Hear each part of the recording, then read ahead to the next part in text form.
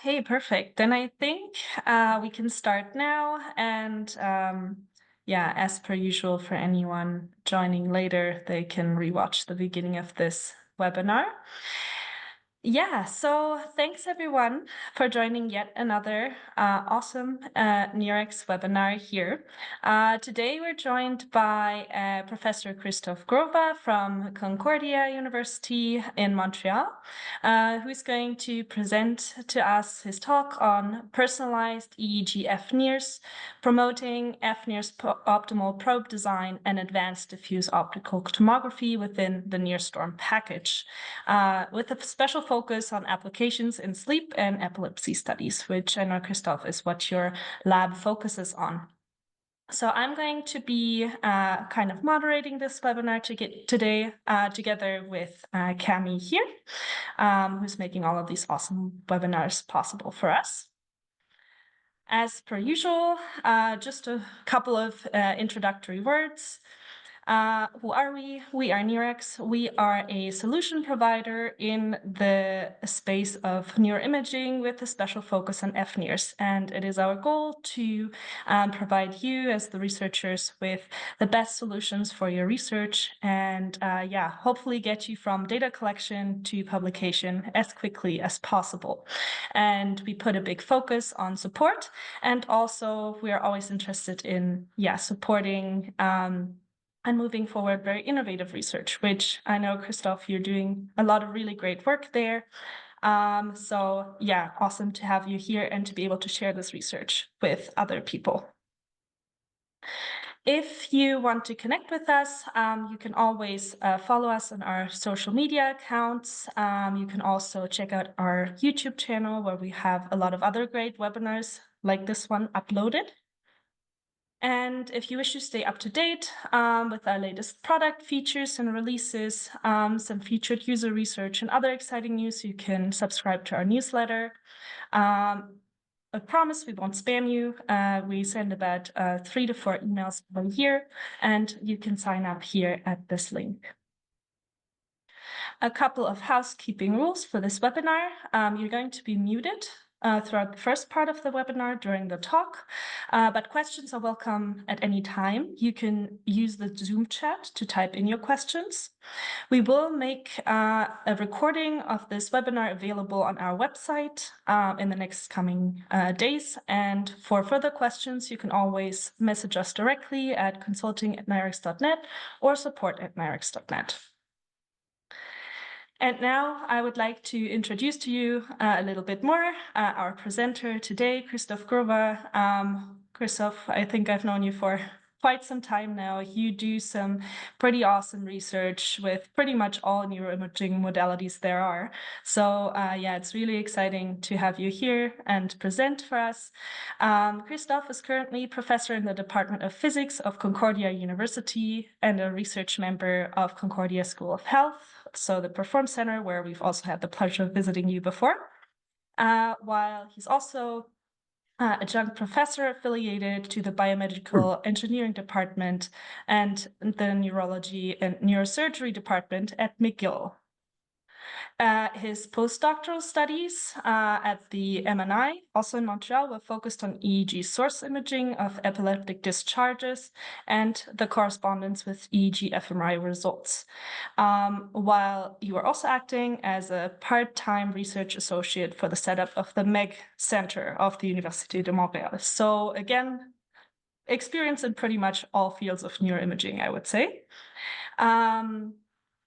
Dr. Grova has been an assistant professor at McGill from July 2008 to July 2014. And since 2008, you are the director of the Multimodal Functional Imaging Laboratory, which is now located on both McGill and Concordia campus.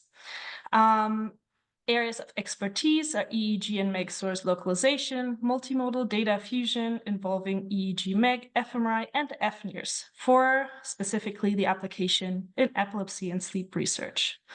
Christoph Grova is also the scientific lead of the physiology platform at Concordia School of Health, promoting neuroimaging in realistic lifestyle environments using wearable technology like EEG and fNIRS.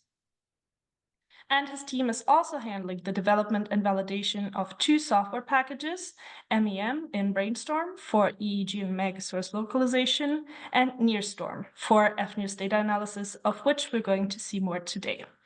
So yeah, thank you very much for being here, Christoph, and for presenting your research. And I will hand over to you. And yeah, everyone enjoy the webinar. Okay. Good morning. So I'm just sharing my slides first, sorry. Okay, so let's see. Okay. Okay, so I hope you all see my slides correctly. Thanks a lot, Francie, for the nice introduction, and Francie, Camille, and all NIRx team for the invitation to give this webinar. So I'm gonna start right now. So this is our program for today. So I'm gonna talk at the end more about my research, but most of presentation today is to show our package that we developed in the context of Brainstorm called NIRSTORM package. A brief general introduction, and I'm gonna focus on 2 specific original methodology we developed in my lab, which is the optimal montage design and also advanced 3D reconstruction, so tomographic reconstruction using notably maximum entropy on the mean. So I'm gonna jump into this. I'm gonna show some illustration. I'm gonna try to show some illustration live using NIRSTORM. I won't have time to run the process. For that, we have detailed tutorials that are available online. Our key developer, main developer, Edouard Delaire, is here in the audience, and I thank him because he has been very useful in preparing this presentation with me. Okay, so NIRSTORM. So NIRSTORM is a package that we developed to dedicated to fNIRS analysis. And so it's mainly our team. So it's based on Brainstorm, and Brainstorm is has been developed mainly in multimodal platform, but originally for the field of EEG and MEG, electro and magnetoencephalography, with different users and key developers, notably locally in Montreal, was François Tadel, Raymond Cassani, and Sylvain Baillet. And among the original developers, we can mention the important role of Richard Leahy and John Mosher. So this is quite well-known, highly used software. And in this context, with my team and with the help also of Thomas Vincent, who was a postdoc in my lab at that time, we developed this package that is dedicated for fNIRS analysis. So very briefly, as I said, Brainstorm is a multimodal platform mainly dedicated to electrophysiology. Here you have an example of a MEG with a MEG signal, a topography signal on the sensor space, and 3D reconstruction. And we were thinking, since fNIRS also matters measuring signal from the scalp, doing 3D reconstruction, playing with signal in time, in space, we thought it was a great idea to implement a package in Brainstorm. So we could feature many tools that are already available in Brainstorm. It is highly used. Here, I did not get the last update, but you have almost more than 45,000 registered users in September this year for Brainstorm. And I don't have the stats, but we have more and more NIRSTORM users. So these are the key people who have been behind the development of NIRSTORM, among others. So originally it was Thomas Vincent, who is now at University of Montreal at the Centre EPIC with Louis Berrer. He used to be a postdoc in my lab, and then more recently, Zhengshen Kai from a PhD, and now mainly Edouard Delaire, are key developers and manager of the platform. So I highly encourage you to contact Edouard if you have further questions. This is an overview of all the cool stuff that you can do with NIRSTORM, and I will go in details. I would like to point out this paper. So here you have the bioRxiv depot. and also preprint, but it's also currently under revision in neurophotonics. So in this journal, we talk about what I'm going to present today. So fNIRS optimal montage. How can we design a montage for fNIRS? Standard analysis in the sensor space, so similar as most of the other fNIRS package. I will not talk too much about it. And 3D reconstruction, notably using maximum entropy on the mean. So this is going to be covered to date. So very, very basically, just to let you know, in NIRSTORM or Brainstorm, we have specific subject organization, so we can import our data either together with the specific anatomy of the subject, the specific MRI of the subject, or if we don't have the anatomy on a subject template, typically something like Colin 27, and we can organize our data in different conditions, different run, and so on. So standard input formats are either .NIRS or .SNIRF. So Brainstorm allows us, as lots of very cool features, to import an anatomical model. So it might be subject-specific or head template. And then we allow co-registration of our channel space. So this would be, for instance, a frontal montage, or this would be our optimal montage that I'm going to talk about, targeting the right hand knob. And then you can superimpose some also anatomical atlas behind that if needed. So our standard fNIRS processing, like very briefly, you probably are all familiar with fNIRS, so this is not something new for you, but you can do all that in NIRSTORM, which means importing your data, importing your triggers, make sure you have your data co-registered to your anatomy. Once you have that, you get your data, you can do motion detection and correction. We have few algorithms. We have 2 algorithms to currently implement it. We welcome community work. So if some of you want to implement new methods, you are more than invited to do so. For standard analysis, we would do conversion in oxy and deoxyhemoglobin using modified Beer-Lambert law. So you would get a typical signal like that. This would be a tapping signal where you see all your tapping trigger here, some motion detected here. So this is a typical window from Brainstorm. Bandpass short channel regression. So you end up in your signal like that, and signal averaging. And then you can see your response. So here you see your hemodynamic response to a finger tapping with an increase oxy and decrease deoxy. So here you see the channel.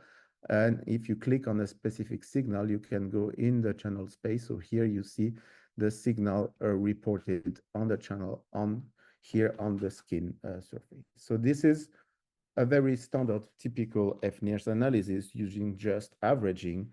And of course, you would take benefit of all standard Brainstorm features that have been developed for EEG and MEG. So tools that are regarding filtering, but also multivariate analysis like principal or independent component analysis, wavelet, time frequency decomposition, connectivity measure, all that could be nicely adapted. Just be careful that the time scale usually done in EEG MEG in milliseconds is not the same as the one we use in years.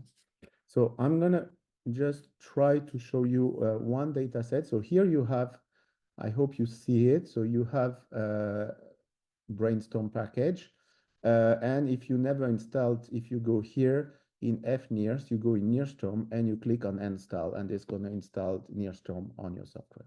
Again, everything is done. So here we identify an anatomy. So here we use a template in this analysis. So here you have Colin 27, and you have a segmentation here in 5 tissues that we're going to use for the head modeling later. I'm going to just switch off that. I'm just going to show you the result of this finger tapping of one finger tapping that we showed before. So if I use here, I will just show you here. I will explain this in a moment. This is our optimal montage targeting the hand knob. If I want to add the cortex, I just need to do that. and I can add the cortex. And if I go on Scout, I can see that this red region is the regions we were targeting. So that's what I'm going to explain next. And these are the signals that we generated from there. And here you just have the standard fNIRS signal. And then you can look around this and you can show this signal on the, so if I look optode layout, for instance, you would see that here, sorry, I need to, so I'm going to decide to show HBO. And then if you go, you have your HBO signal that is getting there. Okay. So I'll just stop there. I'll continue now on the optimal montage. So this is like the most basic aspect, I would say. So optimal montage. We started with the idea that, of course, it's, as you all know, it's not easy to install NIRS optode on a cap. Several designs have been proposed, and you can see here the design from NIRx, notably. And it might be difficult to check which area you are eliminating and maintaining optode contacts for a long period, and even more when you want to integrate EEG position. So we proposed this technique with Alexis Machado a few years ago called optimal montage. So we're going to use the light propagation pattern. So if we put a source and a detectors, we can use Monte Carlo simulations to find out this famous banana shape illuminating this part of the cortex. So if we define a specific targeted regions, we want to find the best position of source and detectors that's going to cover that. And this is what we call this methodology for best optode positions to target brain regions. So what do we need? As I showed you, we need an anatomical model. So typically a segmentation of your cortical surface and a segmentation of your brain, typically into 5 tissues. So gray, white matter, CSF, skull, and skin and muscle. So it can be from a template or it can be specifically from your subject. You defined a region you want to cover. So here, for instance, a supramarginal gyrus. So this is, it might be defined visually, manually, according to an atlas, according to other results based on MEG source imaging, for instance. And then I'm going to show you first what we are doing in my lab, because we are doing specific positions that are specific for every patient in the context of epilepsy. And for long recording, we decided to glue our sensors along the cortical surface. So along the skin surface. So to do that, we are looking for optode position on the skin surface. And a little bit later, I'm going to show you that you can do the same on a predefined cap, typically a NIRx cap. So here we have a set of all the possible skin location of our sensors. And of course, there is no need to put detectors too far from our target, so we can define a region of interest like that. So we're going to look for any possibility of source and detectors pairs within these regions, and we're going to define constraints. So our constraint might be how many source and detectors do we want? We have some constraints that typically what's the minimum and maximum distance between optodes and also between a source and a detectors to make sure we are reaching the cortex. We have another constraint that is called the adjacency constraint. The adjacency constraint will make sure that, for instance, one source can see at least that many detectors. So for instance, if I target this frontopolar region, these small regions, my optimal montage would give me with 3 source and 1, 2, 3, and this is 7 detectors would give me this montage here. And of course, we computed the light propagations, so the forward model using MCX Lab. I'll show it later. So here you have, for every channel, you have the light sensitivity map and the total light sensitivity we are targeting with such regions. This is another view of the profile. So this is the estimation of light sensitivity from every pair of source detectors. And if I'm targeting these specific regions, it's going to give me an optimal montage. So behind this is a maximization in integer number. In integer number, because we are looking under some constraint, some fixed position either a fixed position along the skin mesh within our region of interest, or if I'm using a NIRS cap along the position in the NIRS cap. And to do this, this optimization, we use mixed integral linear programming and an algorithm that has been proposed by IBM called CPLEX. So at the end of the day, you get your optimal position of your source and detectors, targeting your region of interest. It might be a small one or larger one. And in our setup, we then use a neural navigation to localize those positions on the head, and then we are gluing them. And this is what I will show you at the end we are doing when we are doing sleep study or epilepsy study. Here are some original example of some relatively dense optimal montage. And I will show you the one we are using in our tutorial, which is for finger tapping. So we define these finger tapping regions, these end knob regions we want to target. And this is a set of source and detectors. So here you have 3 source, 15 detectors, and we are make sure that at least each source can see 13 detectors with a separation from 1.5 to 4 centimeters, and we are getting this montage, so which corresponds to this sensitivity map. And when installed on the subject, in our case, it looks like that. And I will show you later 3D reconstruction finger tapping result from this.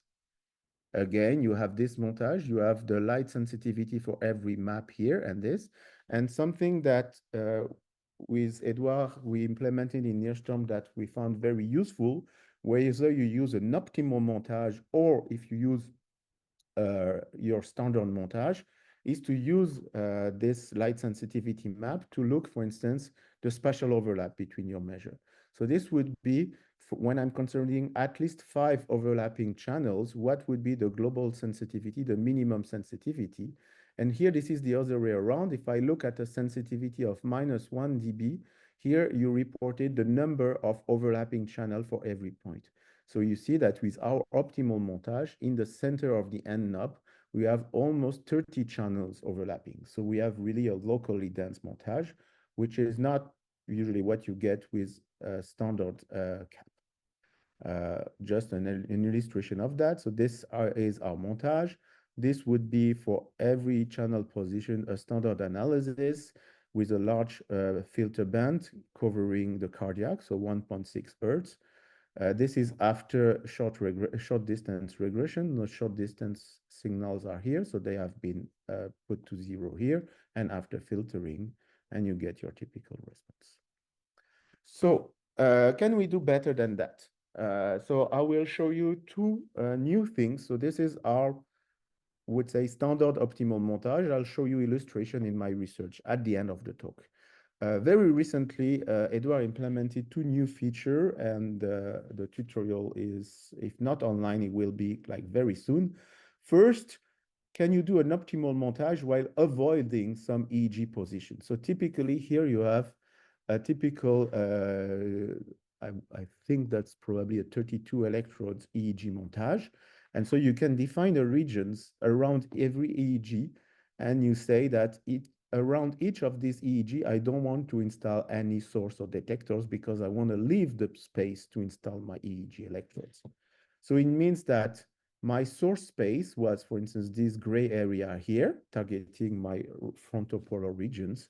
And then my official source space will be this minus the area of the electrodes. And if you do that, this is typically the standard, the optimal montage that you get without that constraint, with the light sensitivity, and you get slightly different. So you see it's reorganizing the data, it's reorganizing the position here, so you can be around your EEG position. It leaves you the space to install your EEG electrode here and to glue all the other sensors, and the resulting sensitivity is roughly the same.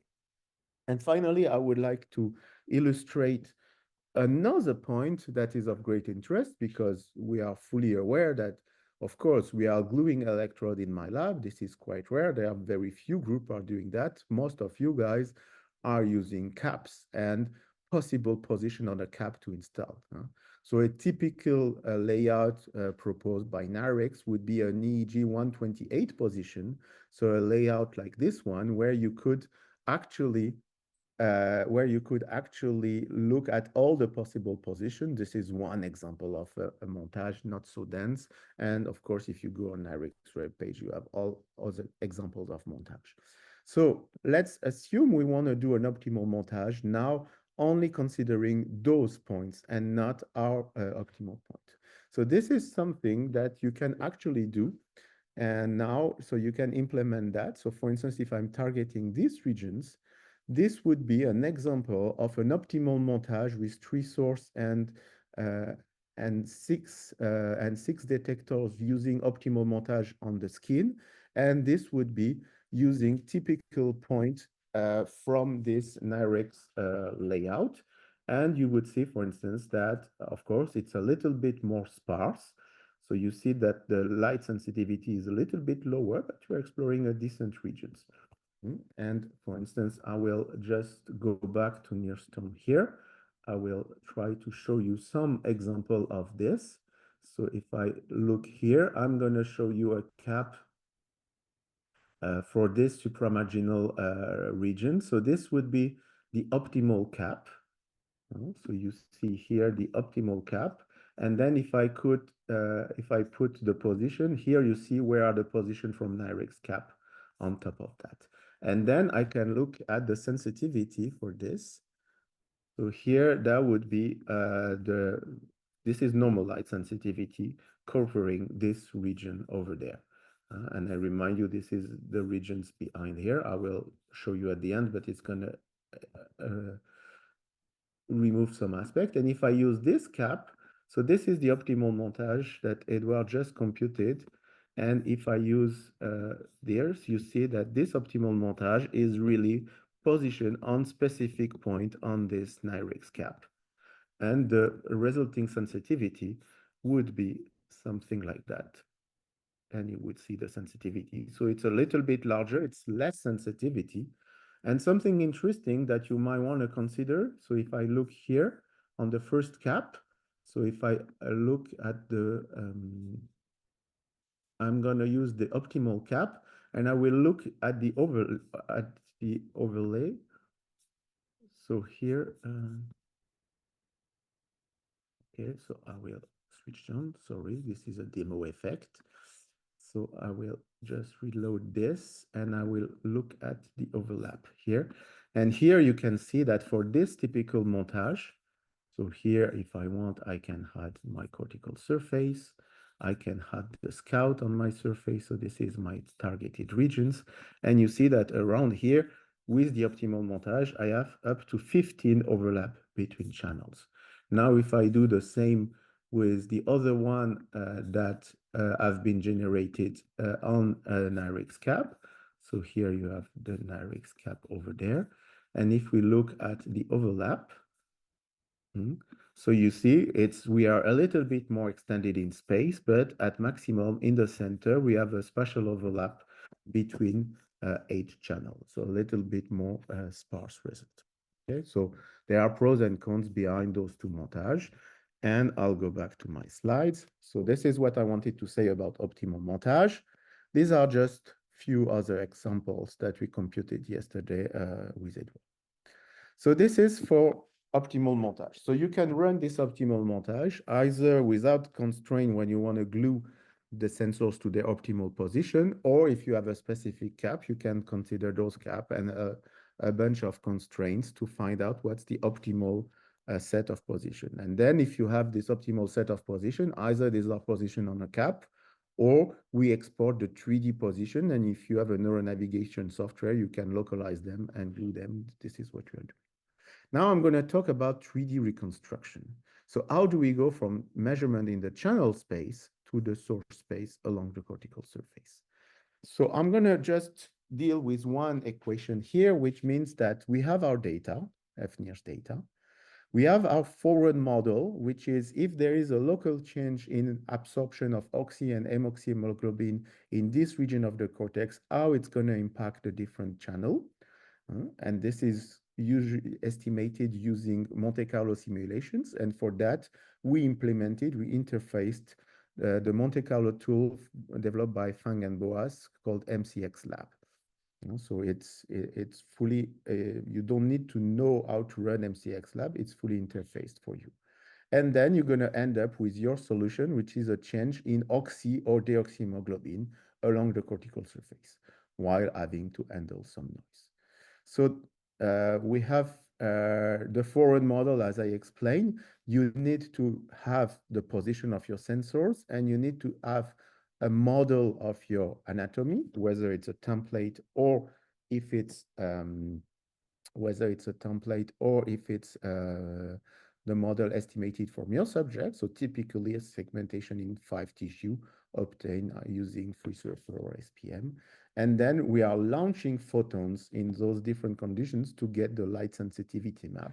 And for that, we use the great tool MCX Lab, which is accelerated for GPU. And we have some tutorial around that, and I really encourage you to check MCX Lab webpage for more information about that. Then about source reconstruction. So my team, we are expert in source reconstruction, first developed in the context of EEG and MEG, and now applied in the context of fNIRS. And this is some work that I did with my main collaborator, Dr. Jean-Marc Lina from École de Technologie Supérieure. And so we developed this method called maximum entropy on the mean. And I will show you that MEM in the time domain is great to estimate the spatial extent of the underlying generator. It might not be so obvious for EEG or MEG, but when we deal with hemodynamic in fNIRS, it's clear that we are dealing with extended generators. We applied a wavelet-based MEM, and I will show you a preliminary result on that that is ideal to localize oscillations.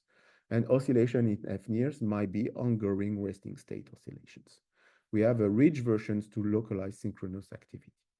So first, in this time domain, MEM, just very basic, as every source reconstruction, 3D reconstruction technique, we need regularization, and we develop that in the context of a Bayesian framework. So we start with some prior information. The source reconstruction problem is ill-posed, so it admits an infinite number of possible solutions. So distribution of the sources that explain the data on average. And if I found one solution, I can measure the distance between the solution and my prior using relative entropy. And I'm going to pick the one that is closest to my prior that explains the data. So this is MEM in 2 seconds. And what is interesting behind MEM is our model. The idea behind MEM is that we are using a parcellation of the brain. So we have a parcellation of the whole brain, and MEM features the characteristic that if a parcel is active, we have a Gaussian distribution, so typically something very standard like minimum norm estimate or Tikhonov regularization. But if the parcel is not active, we switch off the parcel. And this is this property that allows MEM to be sensitive to the spatial extent. As a very rapid illustration, just this is MEG, true epileptic data. You have a lesion there. You have, for this epileptic spike in MEG, you have the localization here using MEM and using other standard technique. Most of them are localizing the maximum very well, so at a small distance from the presumed focus, but only MEM do not spread too much around the focus compared to the other metric. And this is just to give you a few other examples. So I will skip this one because these are the main 2 techniques that we're going to develop. So either we use minimum norm estimate, which is the standard localization. So you look for a solution X that explains the data while making sure that the norm of X is small. This is the main method that has been proposed in fNIRS and DOT. I encourage you to see the work of Adam Ekbrecht or Hamid Degani as examples on that. We implemented a depth-weighted version of that, and here we have MEM. I'll skip the equation there. So what Zhengshen did in my lab, so first for a montage like that, first he did simulations. So among all those points that are either deep or superficial, he put a small generator at different extent with a time course like that, on which he added noise at different realistic levels. And he applied either MEM or the standard technique used in our field called minimum norm estimate. And here you have the ground truth of those simulations in black, and then 2 versions of MEM and 2 versions of MNE, and you see how accurate we are. let's look at real data. So I'll go back to this original data that we were showing at the very beginning. So if I have this target point, my optimal montage, this is the installation. So these are the data we got in this paper. And actually, we also, for each of our subjects, we did the same tapping task in fMRI. So we would compare with fMRI. So this is one example of a subject where you have the fMRI response here, the MEM reconstruction using oxy and deoxyhemoglobin, so increase oxy and deoxy, and you see the time course here, and the MNE reconstruction that found the maximum the same, but has a little bit of instability of more noise around this. This is another subject, a little bit better. Here you see MNE reconstruction, here you see MEM.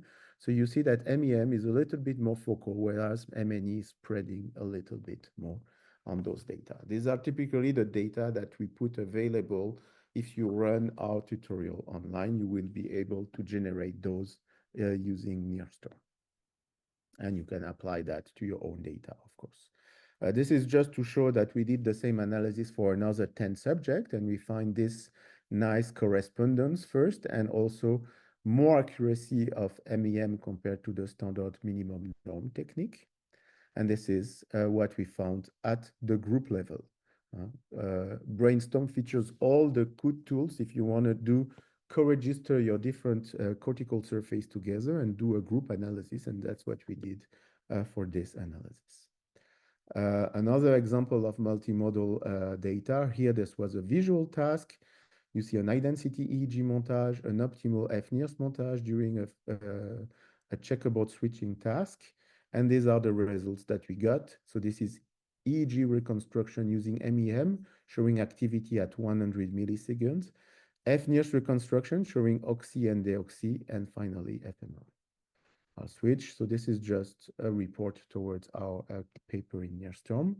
And just a very brief word before showing you a few applications about something we recently implemented is we applied, and that's the work of Edouard again, who applied wavelet MEM to localize oscillations. So what's the principle of wavelet MEM? Wavelet MEM is that if you have your different channels, you can create a time frequency representation of each of your channels. So you have the different frequency band and time here. So here we are using, the reason why it's showed like that, we are using discrete wavelets, discrete Dobesh's wavelets. I encourage you to read this paper for more info. But basically, if I took one box here, one time frequency box, I have the value among all the channels, so I can apply the inverse problem and reconstruct that in the source space. So we apply that again for EEG and MEG oscillations to localize resting state, seizure onset, specific epileptic fast oscillation, and so on. And here with Edouard, we were trying to apply it for fNIRS. So that was first a simulation. So you have a patch here. We set up an ongoing oscillations like that using a Gaussian envelope. So this is the simulated signal, and this is the reconstructed signal that we obtain with minimum norm or with wavelet MEM. It's the blue line here compared to the ground truth here. We did quantitative evaluation over 60 simulations, and it shows promising results. So the idea that I'm going to show you next is to use that to localize resting state oscillations. So I will, so perhaps just before switching that, I will go back to NIRSTORM just to show you concretely how it looks when we do MEM. So again, if I look this, so I have my montage here. So you can again add the cortex if you want. You have the optimal montage that we did here. This is our average response. So now you notice that the average response is not in oxy and deoxyhemoglobin, but in the two wavelengths, 685 and 830, because this is the data that we're going to localize. And then we have our reconstruction. So for instance, if I put CMEM at here, so I will change the color bar probably to get non-absolute value, and I'm going to use a rainbow color bar, so typically jet color bar.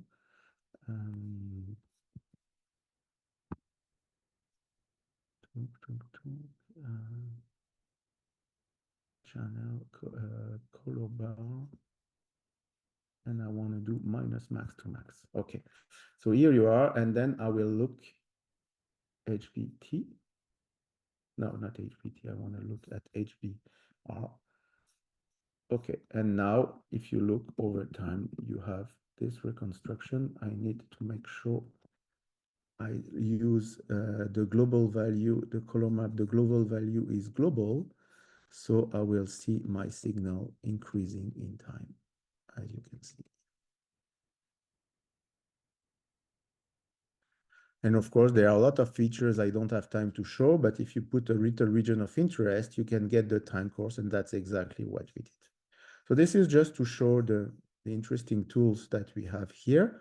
And now let's go back to the final place. So a few applications that we did with that. So one first applications, we designed a study using this finger tapping task to study the effect of TMS, transcranial magnetic stimulation. So in this design, we used paired associated stimuli. So each time you have a medial nerve stimulation, so an electrical pulse here, we couple it with a TMS pulse over the cortical surface, over the cortex here. And if the TMS pulse arrives just before or just after, it's been shown to be either excitatory or inhibitory. And this is exactly what we found is that you have, for instance, if you use an excitatory field, you increase the magnetic evoked potential. So when you just do a pulse, you measure the muscle response and the muscle will increase. So in this study, what we show is that indeed by measuring fNIRS before and after, we show the increase fNIRS after excitation and decrease in T.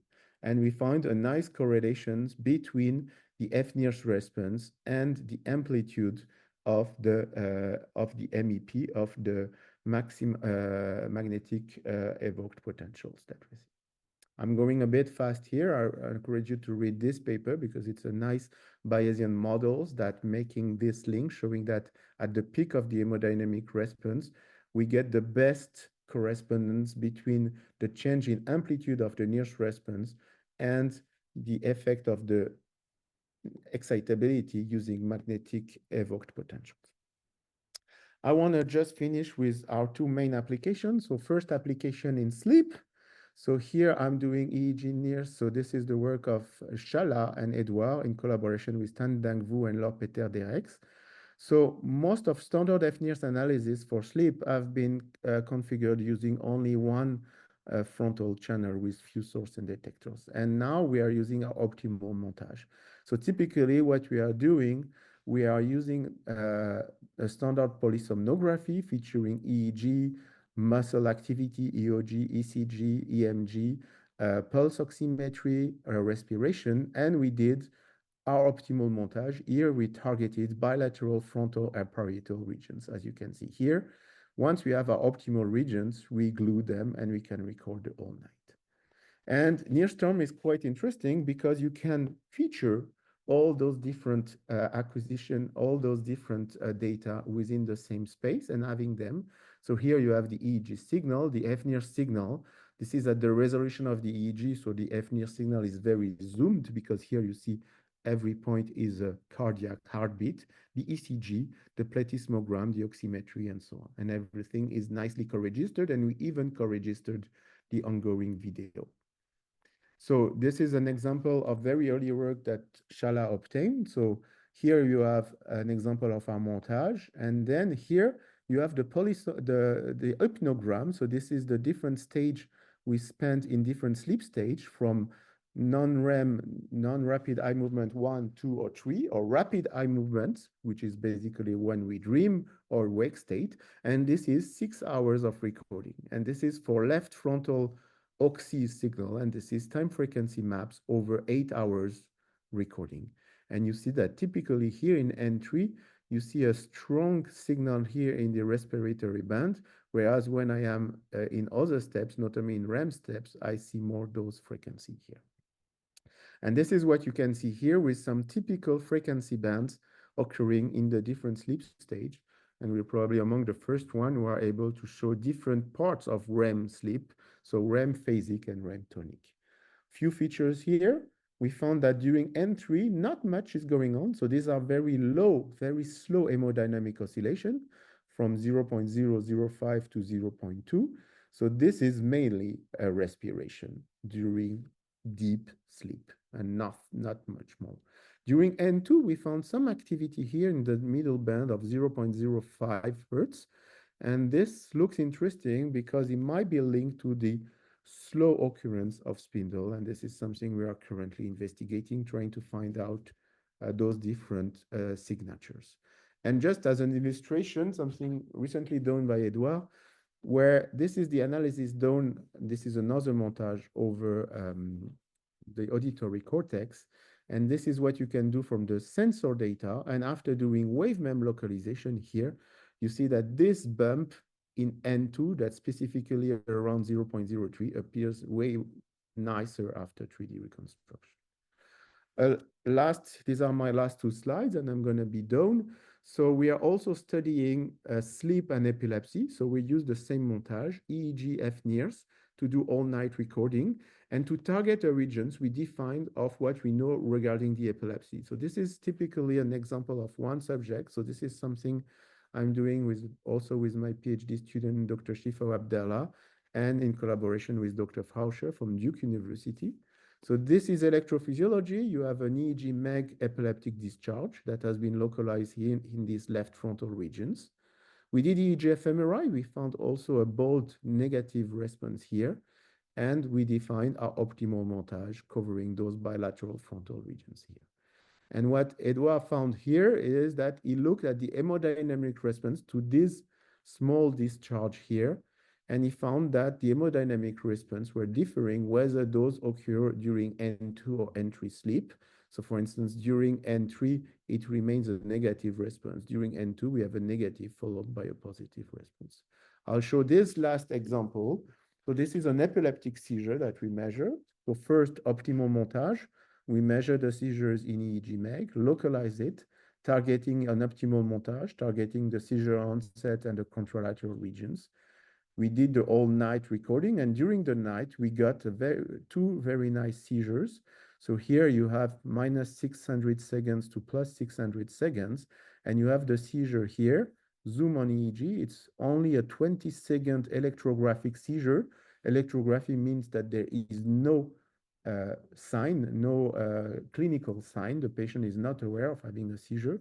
And we see a huge fNIRS response at the time of this 20 seconds discharge, with a huge increase followed by a very long decrease.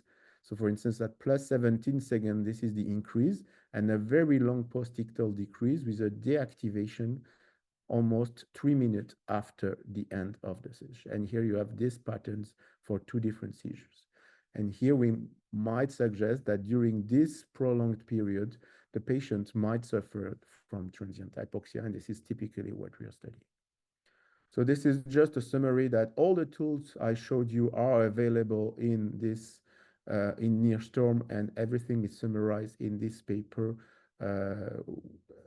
for which the preprint is available.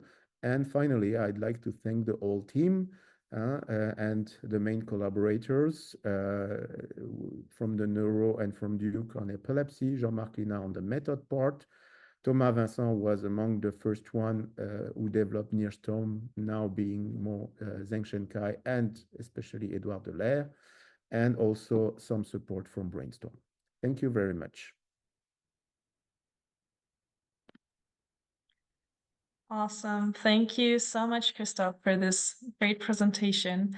I was lucky and already saw this data before when you presented, or better speaking, when your students presented it at West NIRS, but I think it's always great to see the work that you guys do and, you know, the innovative approaches that you're taking.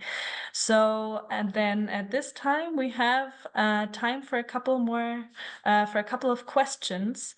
I don't believe there were any questions in advance of the webinar. So if anyone has any questions about the work that Christoph does or any of the approaches he presented or NIRSTORM in general, now would be a good time to ask. And you can type your questions in the chat box, or you can unmute yourself now and just ask your questions yourself.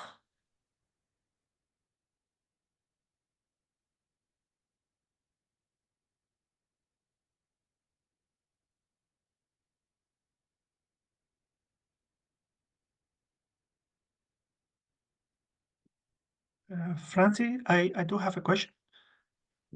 Yes, please go ahead, Jose. I'm Jose, working on NIRx. Yes, I have a kind of a theoretical question, maybe. Thank you so much for presenting the comparison of the reconstruction between EEG, MEC, and from one side and fNIRS and the other side. I found it quite great and very intriguing and interesting. My question on this point is, provided that, given that EEG and MEG have suffer from volume conduction, and there are also silent sources depending on their orientation and so on. And on the other hand, fNIRS, it doesn't have this kind of volume conduction problems. And if there is an activation close to a channel, most probably it's in the vicinity, the activation on the hemodynamic response. Given those differences, could you say that fNIRS has an advantage on that in terms of source reconstruction, that the ill-posed problem is not that severe in fNIRS compared to EEG and MEC? Yes, I think I agree with you that probably it's less ill-posed. What we know from mainly EEG, but also from MEG, so that those fields, as long as they across the skull, they're going to spread a lot spatially, and the inverse problem is done to solve this. There is always volume conduction. I think when we are localizing an activity of good SNR, it's a little bit less tricky and we can do some good job. I did not talk about resting state analysis, which is a bit more picky, but it is feasible. I think fNIRS present an advantage there. Disadvantage of fNIRS are that there are, it's coming up, but there are still few systems that are full coverage and high density.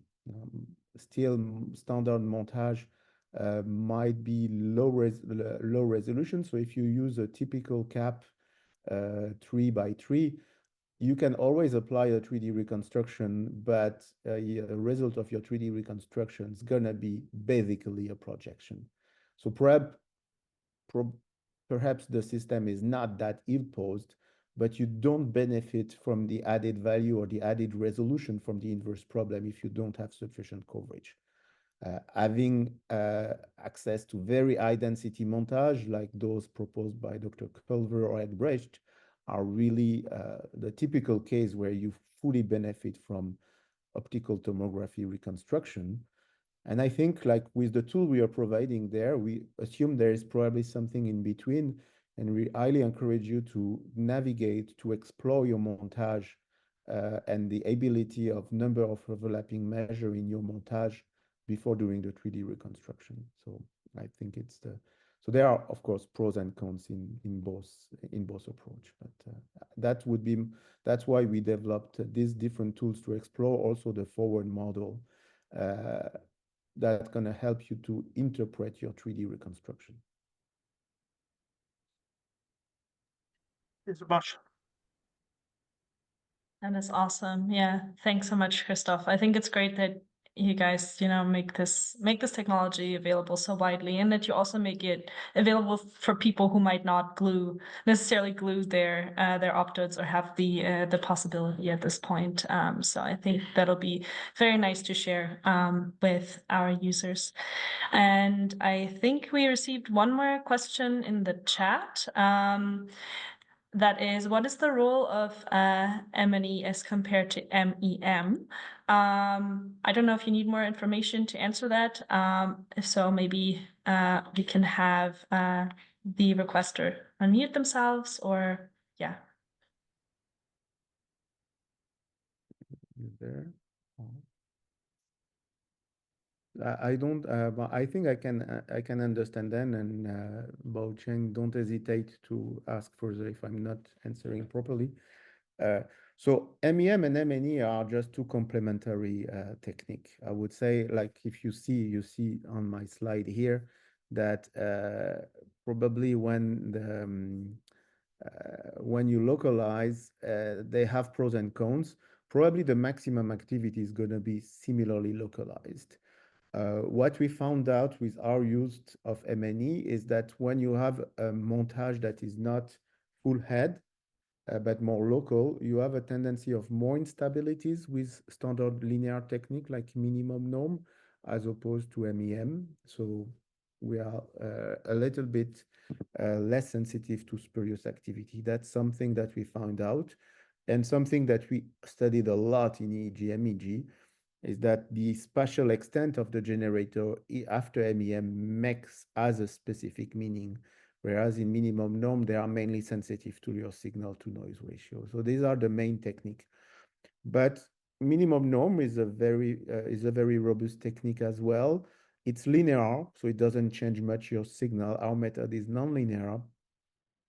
So if you want something quite rapid, or if you want to do reconstruction online, real time, that might be also other options where you would prefer those techniques. So there is lots of literature on that use. We wanted to promote MEM as an interesting alternative, and more recently in wavelet-based MEM as an interesting alternative to look at specific oscillations. And I think that's quite new to look at oscillation in fNIRS in terms of reconstruction. Perfect. Thank you so much, Christoph. I would say perfect. So it seems like you answered the question perfectly.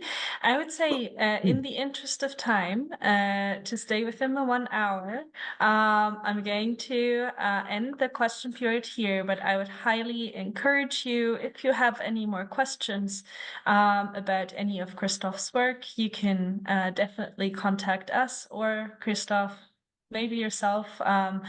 I mean, it's such a great tool, and yeah, you have a lot of resources online about that as well, I know. So yeah, feel free to get back to us if there's anything else that is unclear. And otherwise, thank you so much for joining.